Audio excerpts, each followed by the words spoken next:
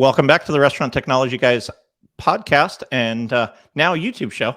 For any of you guys that are only listening on YouTube, it's kind of fun. It's been fun learning the video world, but at about, 180 or 190 or so episodes, I went from audio only to now doing video. And so today we have a previous guest that joined us, 18 months ago, 12 months ago, something like that, who is joining us again to give us some updates. And so I'm going to throw out his name. Hopefully many of you guys, longtime listeners, remember Robert, but Robert, Robert Maynard, why don't you tell us a little bit about yourself? Who are you? And then we can talk about what you get the privilege of doing in your day job. Cool. Well, Jeremy, thanks for having me, bro. I appreciate it. Great to be here. I appreciate you being on the show a second time and putting up with my my dumb questions, at least for a second time. Well, your antics. Yeah. Yeah, or my antics. Exactly. I just do the quick, we run a company now called WonLifeBrands, which owns, operates, and acquires other franchise brands. And in the restaurant space and in the service space, we become more of the franchise side, franchise experts, and really wanted to be able to diversify, specifically after COVID being in restaurants. We know a lot about it. We know a lot about restaurants. We also know a lot about franchising. And we felt if you can really do well in the restaurant business and franchising, you can probably do well in other parts, and which has happened. We own Famous Toastry, which is a breakfast, lunch, brunch concept. And we have a company called Flower Power, which is a kids cooking school, one of the nation's now fastest growing kids cooking schools. We have Cartridge World that we bought last year as well. These last two are in the last year. Cartridge World's been around for a long time, and we found a way to expand that brand and really offer it to folks in a way that can be very beneficial to them. There's also a company called Vavia. It is a national roll-off dumpster concept, which is just another great brand. And then another spot called Big Burger Spot, and that is in kind of in the Greensboro Triad area. Yeah, it's been exciting. This is a lot of it's been done over the past, call it 12 months, and Famous Toastry's been around for a very long time. We're going to be 20 years in 2025, which is still a little bit of time away. But you start to realize as you do this stuff long enough, and you one day you wake up and you're not the young whippersnapper in the room, and you start to you've been through it. You've been through the good, the bad, the ugly. You know how things work, and it's almost like a moral obligation to do things where you can make a difference at this point. Yeah. Restaurants are great, running businesses are great, but making a difference is what gets me out of the bed in the morning. Well, and I know we'll get into it. Like, part of me wonders when you slept in the last 12 months, if you've dealt with all of this stuff. But for those that are not familiar or didn't hear us on our first episode, you talked about breakfast, brunch, lunch concept. I guess what sets Famous Toastry apart, and why do you think it's been so successful over the last 20 years? And then we'll talk a little bit about the learnings as you guys have grown into this other franchise space. But for those that are either unfamiliar with the brand or even from the founder CEO perspective, like, tell me a little bit about what makes that brand different, and why should I go there over some of the other better breakfast concepts that are always seem to be nipping at your heels. Popping up. Yeah, no, it's great. I mean, we look at it as, there's competition in space. Like if you're everything from a Waffle House, IHOP, Dunkin' to a very, a high-end spot like a First Watch, right? But we don't really look at it as competition. We're not competing with people. We're competing with ourselves, right? So the difference between us and pretty much every better breakfast spot is we make the food that day for that day. Everything is made in-house. So we don't say things like it's fresh. We don't say things like, made in-house. It actually is, which has been the differentiator, right? So we don't play the game. We don't bring in a bag of potatoes and just cut it and dump it and heat it. Like, it's made, right? So it's also not as easy, but that's what kind of sets us apart, right? So, and that's what we enjoy. So we're not competing to be with the next whoever it may be, but we are competing with ourselves to stick to that. Meaning, we make really great food, and as you start getting bigger and bigger, people start taking more shortcuts. So we're going the opposite direction. We're getting as fresh as we possibly can. Well, how do you handle that though? Like, somebody may listen and say, "Well, that's great. Sounds good. But how am I going to run a restaurant with everything fresh when I could, buy it pre-made and whatnot?" Well, you have to have the menu engineering, and you got to make your menu a little bit smaller, and you got to make sure it's profitable. All the basic stuff that would go along with it, but you have to commit to something. You have to have a purpose. You have to have, why are you doing this, right? If it's just, I'll throw a fryer in because it makes sense because people keep asking for fries, then what do what gets you up in the mornings? Like, we don't have fryers, we don't have anything that comes out of cans and, that's frozen and et cetera. So that's, it's a big deal in the brunch business. And we still have the goal of 4 to 6 minute ticket times. Eggs are quick. Like, if you do them right, and it can be done quickly, right? But that's the big deal. I mean, that's for what we do. It's been, the feedback's great. Obviously unit volumes show it, how we're doing shows it. And it's been an incredible ride since COVID. I mean, in COVID, it's how you talk with now. It's like pre-COVID. It's like the Bible, right? It's like before Christ, after Christ. That's how we talk now, right? Yep. So if you didn't learn, if you weren't like hungry to learn something from that, it's a problem, because you had to, everything had to shift, right? So, we look back and say, that it was an opportunity to get better, to get stronger, to really dig into everything, be better at labor, be better at food costs, be better at menu engineering, and be better when the guest walks in the door. Because so many people, even the different service models. I was on a call recently with another concept, and they're like, because they happen to be a breakfast concept out of the Midwest, north. Boo, sorry. Yeah. You're not competing with anybody. We're good. So I don't have to like them. I just have to compete with them, right? Yeah. No, but he was teasing. He's like, we had less than 5% of our sales were out the door in a breakfast world, and during COVID, you had to go to almost 100%.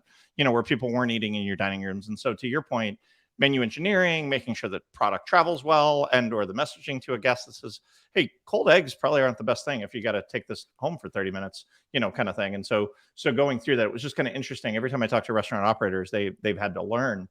Right. But it is part of what I'm passionate about the restaurant industry is they're resilient. They figure it out. They work through it, and it's awesome. So you have to love the business. You do have to love the business. You absolutely do. Talk to me a little bit about, because you said it in kind of your intro, Robert, franchising. By acclamation of your phrase, I would assume that some of what you guys were doing with Famous Toastry was franchising. So talk to me a little bit about did you guys start as a franchise group where you guys had no corporate stores? Was it mostly corporate? And then somebody said, I really want to do this. Talk to me about the journey of learning over the last 20 years or 18 years. When did you guys get into franchising? And let's talk a little bit about that, because I think it's going to go into the story, not only of your passion, but also, why you guys are doing some of the other stuff you guys are doing as WonLife.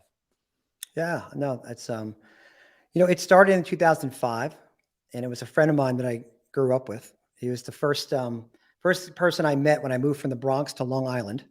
And amazing that we're still friends and partners today.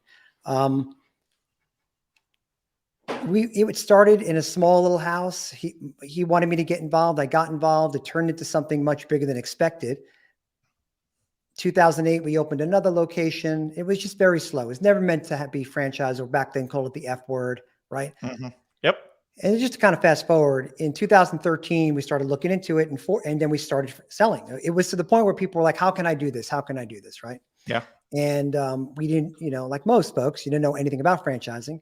So you just run in, you do it. And we had a heck of a run. It just was unbelievable how quickly it went.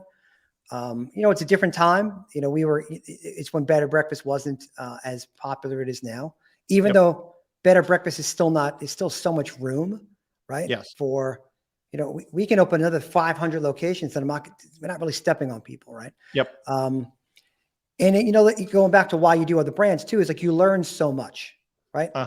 It goes from one extreme to another. You start opening stores, you start learning about things. You basically, we opened up a bunch of stores and it was almost perfection. And then you start to realize where perfection is not going to be happening anymore.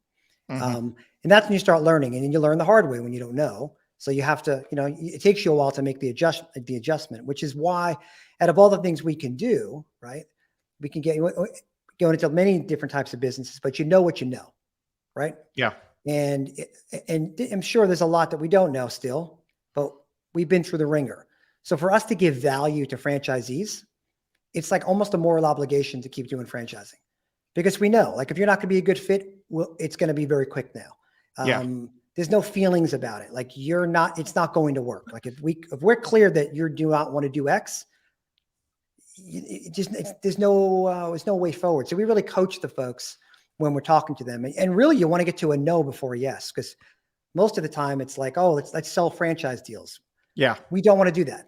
And I'm sure a lot of people talk about awarding them. I mean, we really do. We're not really interested in like, hey, buy our brand. We have a lot of corporate stores. We do very well.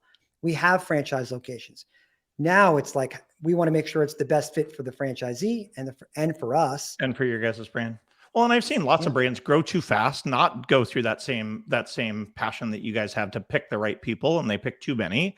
They grow too fast, they lose control, and at the end of the day, they don't get back to that perfection that you talked about. So talk to me a little bit about the things that you guys put in place to create the consistency, because you guys are doing everything from scratch, which is the hardest restaurant to run. It's insane now. No, when you look back, I mean, yeah, it's not an easy thing to do. And for those that are looking for a franchise, right, for this brand, at least Famous Toastry, and they're looking for like, hey, I want it to be simple as humanly possible. This isn't it. That's not it. It's full service.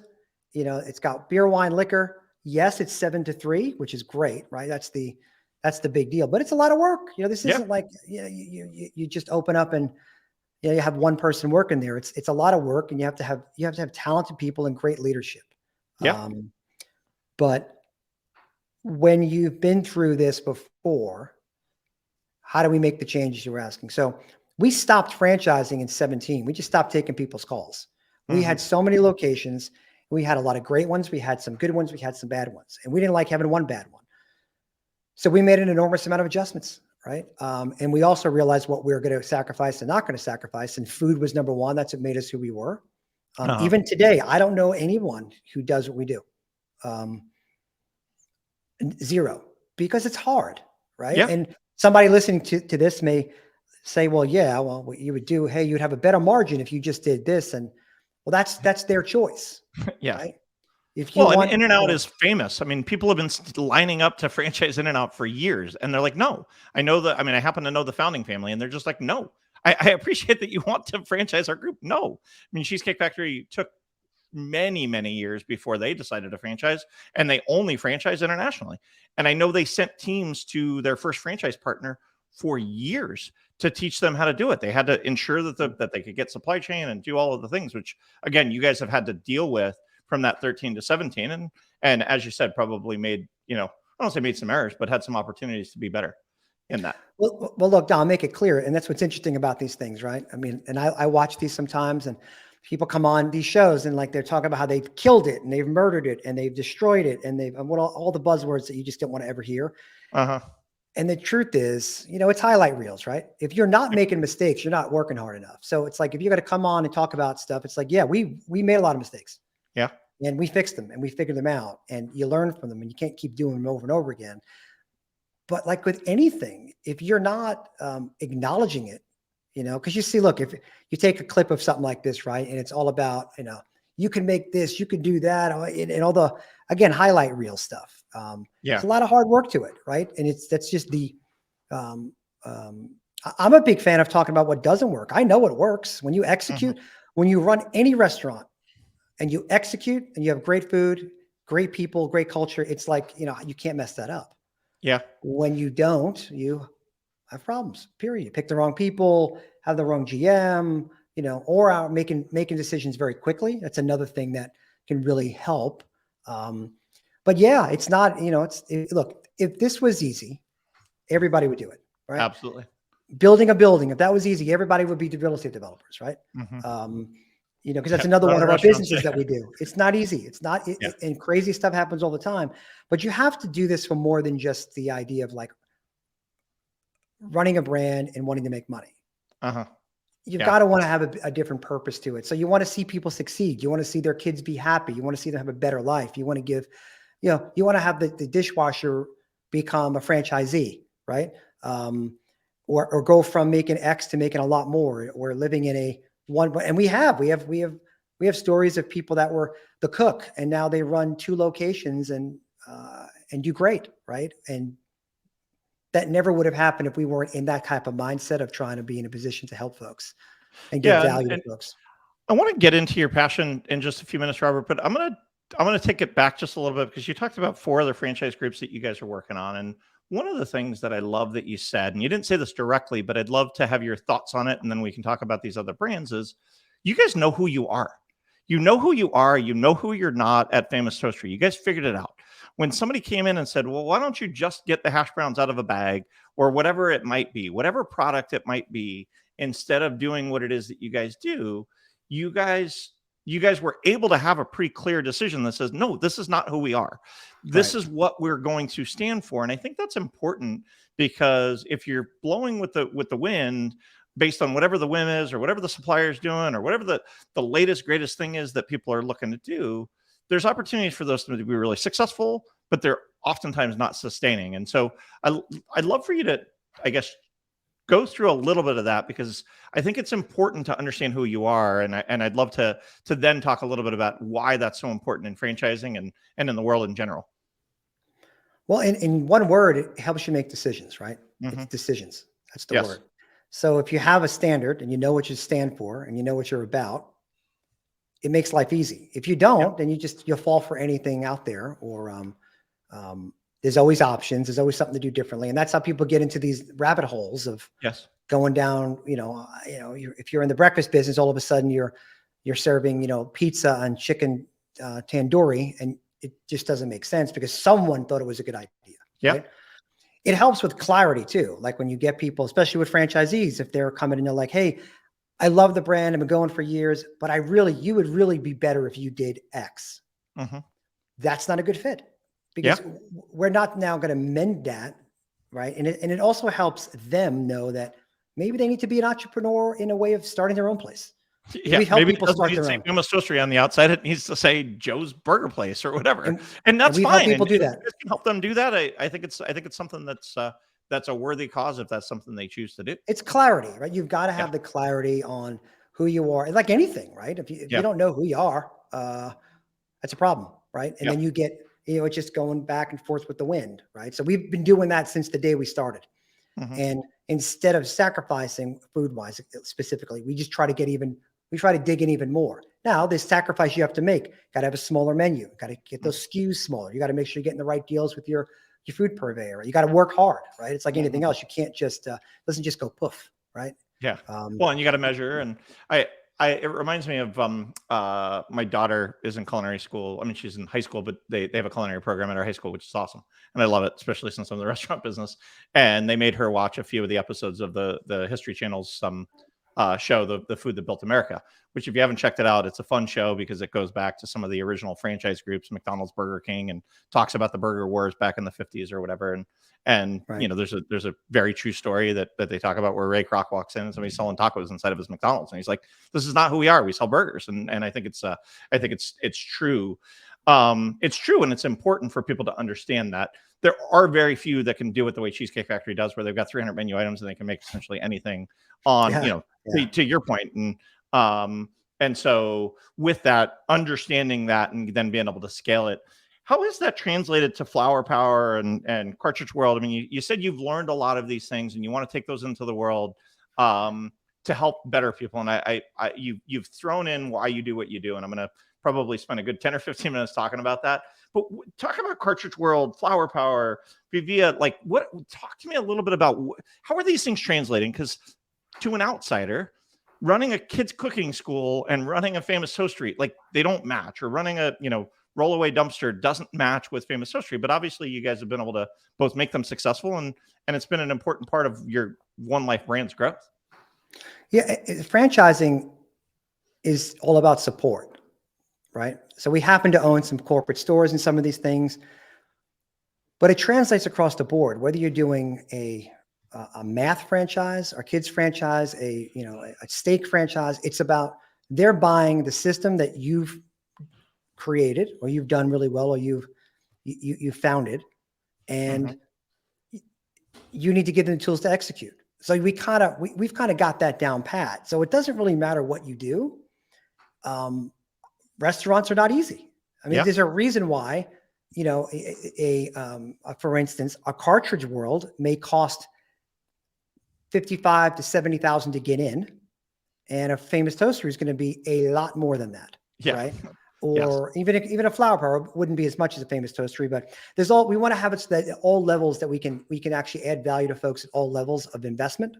Mhm. But it's the support side, and how you can bring value to folks by your experience. I mean, our team, like, we have an amazing team. If there's anything we've been really good at is finding great talent Mhm. that run these brands, from Famous Toastry, Flower Power, Avia, Cartridge World, Big Burger Spot.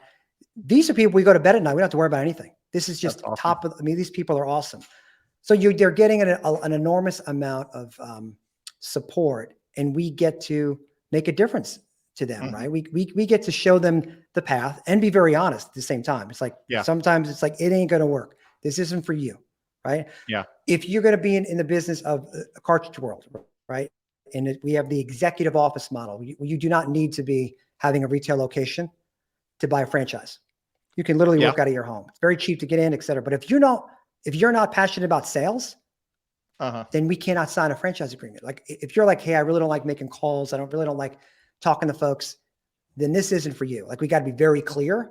But that's the Uh-huh. value too, because again, we don't need to you can never run a franchise business, when you have to do a franchise deal.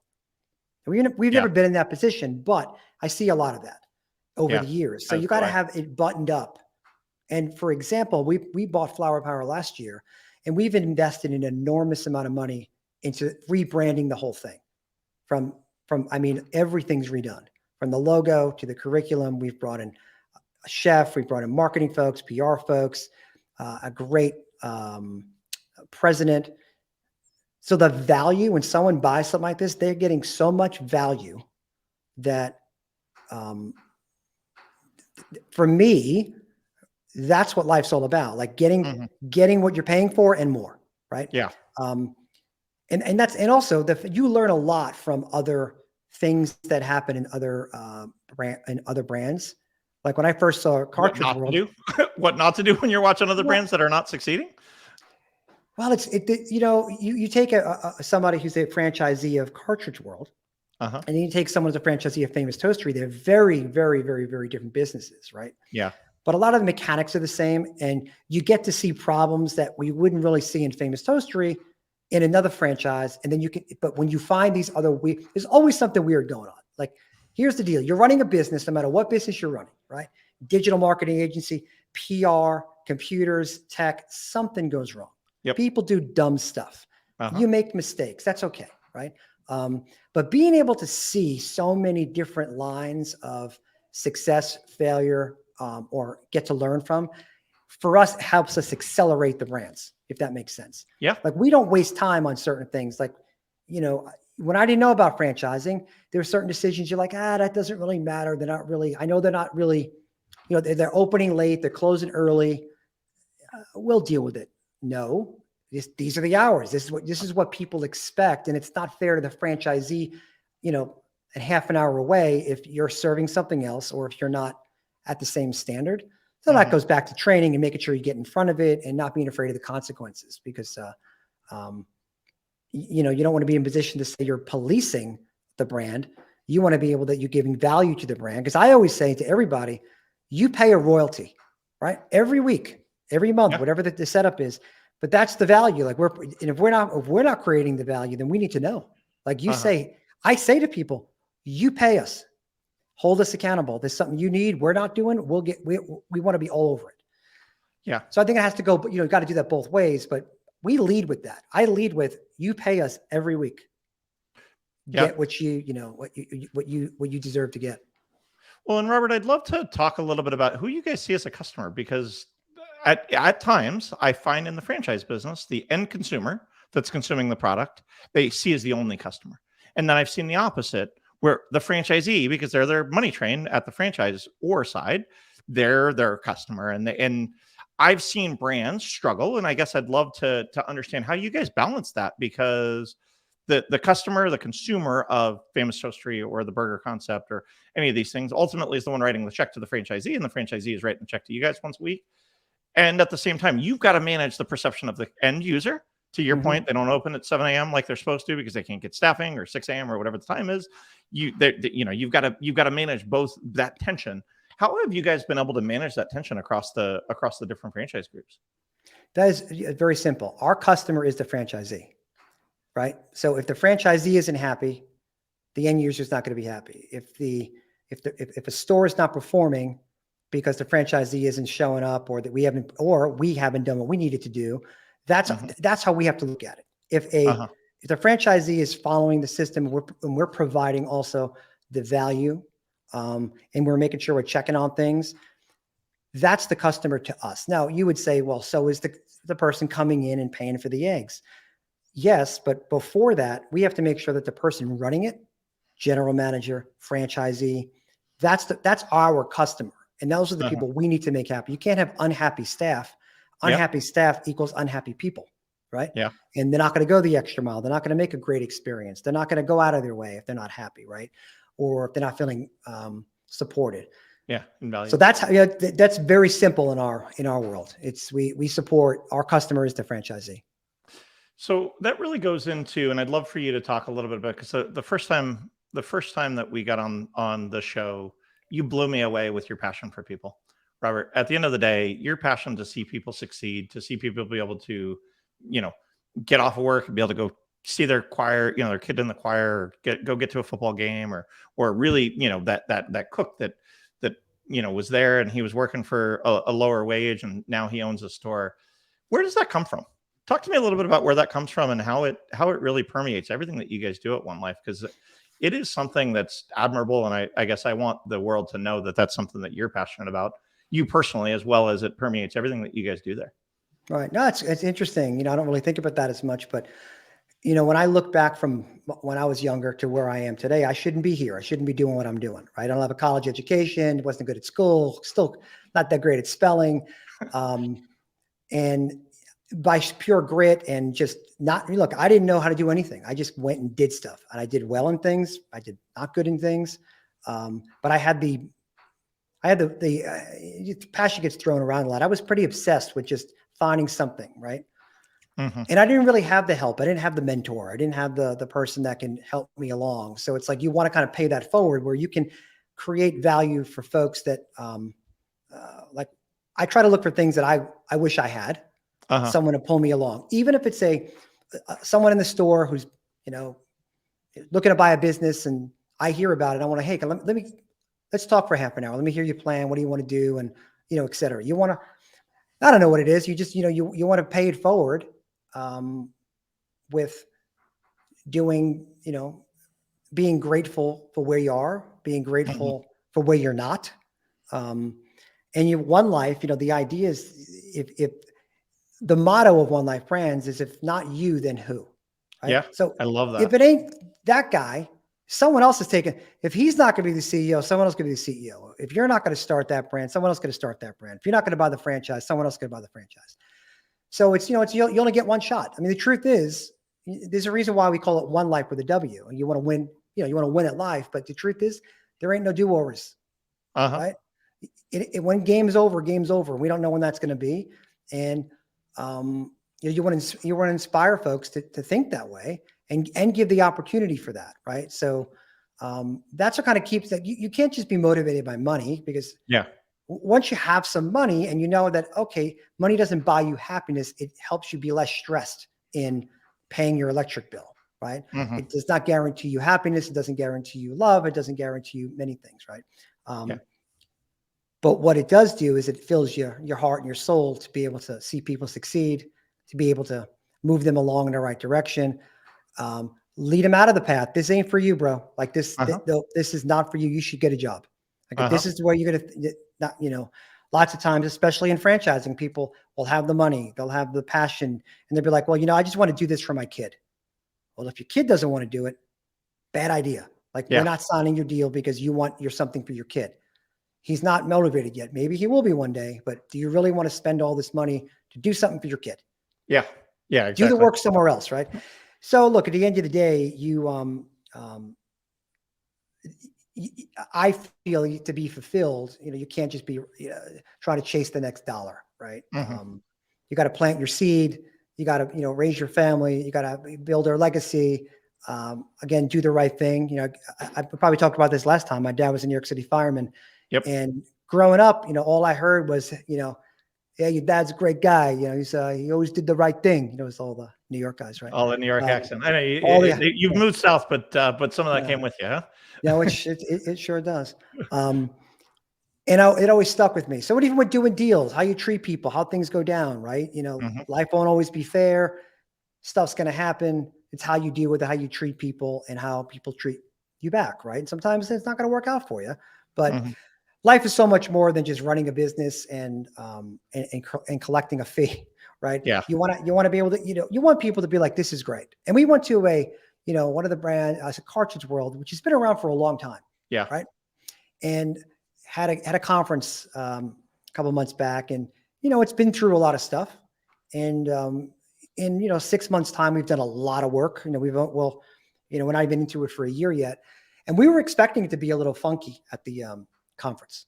Mhm. And the truth is, because of the value that we've done in this short amount of time, and what we've been able, like what we expect from ourselves much more than what people are expecting us to give. Uh-huh. So because that's the mindset that we have, when we walked in, we're expecting, oh man, they're going to need to get their many years of mistakes out on us, even though we didn't own it. And it Uh-huh. wasn't like that, because they saw that, wow, this is you put a lot of time into the conference.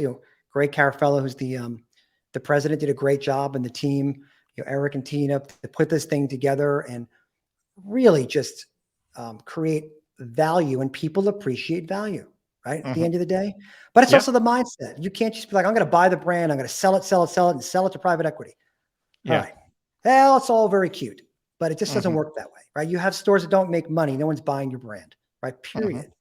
So there's a Absolutely. lot of buzz stuff out there, right? Like that. So you got to look at these brands that as if you'll never sell them, and you'll have to have them forever. And how you treat people is also how you exit a brand, right? Yeah. So, Absolutely. if you want to be in a position where one day, and I'm talking people that have brands, to exit, how you treat everyone is going to be the difference. If people, don't like If you people didn't are do the right lining up thing. to figure out how to get into that deal or not. I mean, You know? it's the hospitality business, right? In Absolutely. restaurants or anything. It's all about people. It's a Yeah. people business. People need people, even if you don't like people. You need people to pay the toll, to check you out at the store. Everything can't be ordered online through Amazon, and you Yeah. can't get a Well, even face-to-face Amazon, people got to experience. pick the packages. Even with the robots, they're going to figure out ways that they're going to have people in the middle of it, whether it's producing the goods or services. It actually reminds me, Robert, when you talk about it, a book that was super formidable for me when I was a kid is The 7 Habits of Highly Effective People. And it's like, begin with the end in mind. Begin with that end in mind that says, what do I want? And it might sound morbid, but like I talked to my family about what I would want them to say about me if I were to pass away. And I hope that it's some of those same positive things like you talk about, because it's important to live your life and live with integrity in that way, that you're living towards that end in mind. Yeah, well, mine was easy. I have mine right here. It says, "He was a putz. Have a good night." That was it. That's all I'm asking. Um, you do. I mean, and you also have to have your own daily stuff to keep keep you grounded, because Hmm. when you're doing lots of things and you're going from different meetings, you're going from different concepts and you've got to find a way to show up for everybody, right? Yep.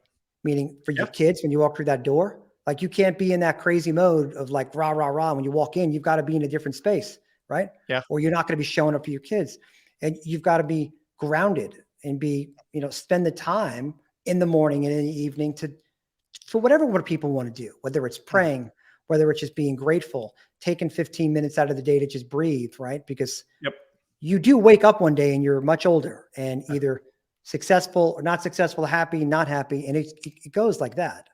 Yeah. Um, and that's why I really look at, I'm running a business. It's almost like you're running a life, and you're Uh-huh. helping other people run their lives, and you're contributing to theirs. They're contributing to yours. And again, it can't simply be, at least for me, like anybody, like just some people may read this, look at this, be like, wow, whatever. I don't know what this guy's talking about, but it's what gets me going. Like if you Hmm. have to care, you have to Yeah. care. And it's not hard creating a brand that can do well. It's hard creating a brand that has the culture that wants everybody to do well. Yes. And like you said, will do well when you're long out, or if you owned it for 50 years and make it a legacy brand. Mhm. Because franchising can be very, very, very hard. It can also be very, very easy. It's your choice Yeah. on how you Well, want and to it's handle it. and I think you've given our audience a huge swath of how you guys have done it successfully, and I am certain, based on this is now being the second time we've talked, that if and when you leave a brand, there's going to be people lining up to say thank you, Robert, for what you put together, for to say thank you for helping them get to their lifetime goals. And so, if we've got audience members out there that want to learn more about how to engage with you, how to engage with the team, how to learn more about how to get into this franchise world, or even just glean from what you guys have learned because they're running a franchise group now and they're like, I don't know, maybe Robert can help me out. How would they engage with you? How would they engage with the team? What would you want our audience to be doing if they're listening, going, I want to be part of whatever Robert's got going on? Yeah, I mean, we have a website, onelifebrands.com, and it gives a little bit of background on us and in our brands. And to engage, we do start, acquire, invest in other brands as well. So that's how we've found others. We're not out promoting that as much because we're just running our brands. But when things come along that make a lot of sense, we talk and we listen. And there's a lot of brands there that everything's growing, everything's selling. Right now, we're selling deals, and we have, again, the team is just so amazing. So if people Yeah. want to talk to folks, look, even if people wanted to reach out and said, hey, I've just started my brand, I'm not really sure how I've done X, Y, and Z. We love talking to that's the paying it forward. Like, I try to Mhm. take a day where I can talk to folks externally, where I can have those calls, whether it's once a month or something. You can't do that all the time, Yeah. but I wish I had that person, right? That just said, Uh-huh. hey, don't go Helped you spend stop X. not skin your knee when you skinned your knee so many times back, whatever it was in 17 and 16 and such. It happens. I mean, look, and you have to make mistakes to learn, because then you start to think you're invincible, Mhm. right? Yeah. So if you're making mistakes, that's good, right? Yeah. You can't keep making them, but that's the best way to get in touch with us. And look, it's funny when people say to me, what do you have the passion for to do? And there really is to grow brands and to create value. I love the restaurant business. I actually love the dumpster business. I love Uh-huh. um, the kids. I mean, I love all this stuff. You But what love I the people really gets business me, at the end of the day. but it's the people business, and being able to give them the opportunity and all the stuff that we've learned from, because our team has been around. Like, when you put all the people together, it's like, hundreds of years, right, of like experience. So it's like we get to have those conversations, and instead of us taking 5 years to figure it out, we can figure it out much quicker. And sometimes it doesn't, right? Mhm. You just got to get in there and learn. But um, when you're in it and you care and you're creating value, you also get an enormous amount of opportunities that come along with it. Whether you're a Yeah. franchisee locally or you're doing what we're doing, I mean, even for us with stuff that we haven't spoken about, and I've told you about this before, we're working with, we're opening a bunch of different restaurants with Chef David Burke, celebrity chef. Yeah. I've been going to his restaurants for many, many years before I knew him, and before we were doing deals together. And that's a guy that has some of the best restaurants I've ever been to.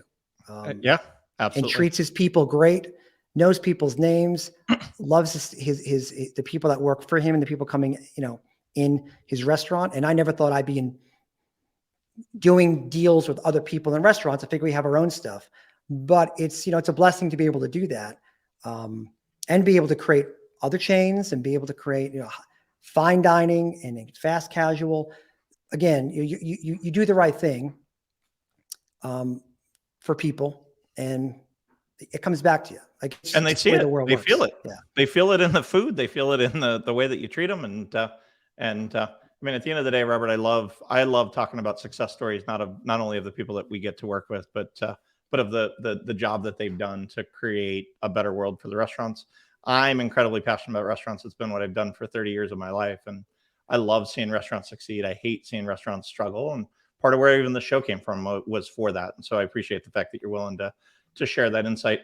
Um, Again, I know when we started the show, you guys have tons of choices as to how you guys can spend your time. So I appreciate you guys spending time with Robert and I on the show. If you haven't already subscribed, go subscribe either on YouTube, LinkedIn, connect with Restaurant Technology guys. Robert, thank you for coming on again. Maybe a year from now, you'll have another 8 brands you guys have bought, and I don't know about that. and you can you can come on and share some of those stories. And to our listeners, guys, make it a great day. Allison, thank you, bud. Appreciate it, man.